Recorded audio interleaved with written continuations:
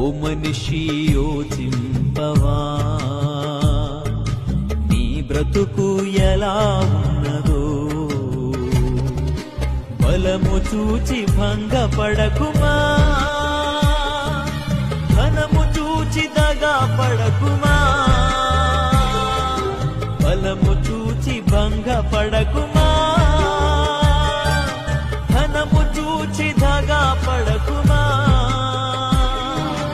ఆ రోజు శ్రమ నుండి తప్పించే నాదుడు లేడు. అదే ఆ రోజు యేసయ్య ఉగ్రత రోజు, 7 ఏళ్ల శ్రమల రోజు. పాపు